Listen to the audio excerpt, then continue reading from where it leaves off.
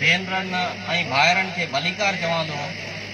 तंहिंखां पोइ मुस्लिम भाइर ऐं भेनर उन खां मुखातिब थी करे आउं चवां थो तव्हांजी वॾी महिरबानी, तव्हां जेको मूं नाचिस खे एतिरो टाइम ॾिनो।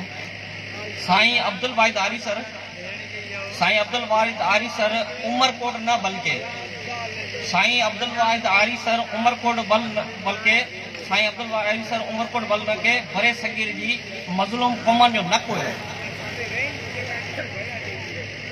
आऊं खेसि अक़ीदत में साईं अब्दुल वाहिद आरी सर साहिब के नमस्कार करण आयो है।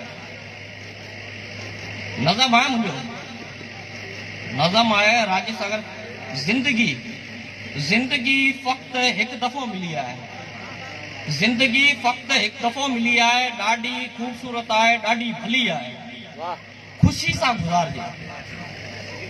जिंदगी ॾाढी खूबसूरत है, एक दफ़ो मिली है, ॾाढी खुशी सां गुज़ारजे। कंहिंजी बि दिल आज़ारी न कजे, हर एक सां खिली ॻाल्हाइजे, हर एक सां खिली ॻाल्हाइजे, हर एक सां हथ जोड़ी हुजे।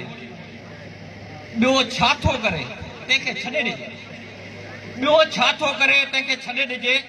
पाण खे छा करणो आहे इहो करणु घुरिजे, पाण खे छा करणो, ॿियो छा थो करे तंहिंखे छॾे ॾिजे। पाण खे छा करणो आहे इहो करणु घुरिजे।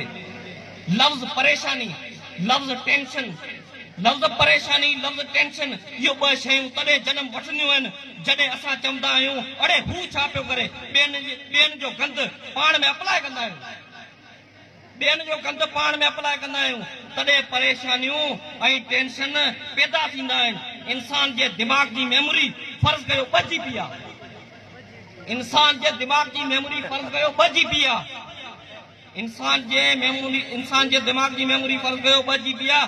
उन में पंहिंजो मवाद 2 GB हुजे त पोइ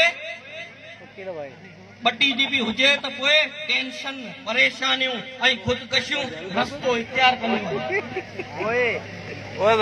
ही मुंहिंजो नज़म थियो पूरो।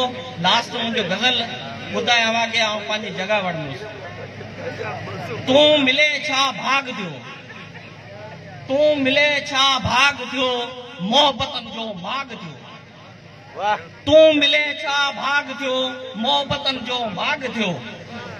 तुंहिंजी आमद सांवरी, तुंहिंजी आमद सांवरी, खुशबू मुंहिंजो बाग थियो। नज़र नज़र सां मिली, नज़र नज़र सां मिली, जिस्म जली आग थियो। ॻाल्हि ॻोठनि में हुली, ॻाल्हि ॻोठनि में हुली, प्यार पोइ विराग थियो। निंड नेणनि मां उड़ी, निंड नेणनि मां उड़ी, दिल ते सागर दाग थियो। तूं मिले छा भाग थियो, मोहब्बतनि जो माग थियो। तव्हांजो वॾी महिरबानी।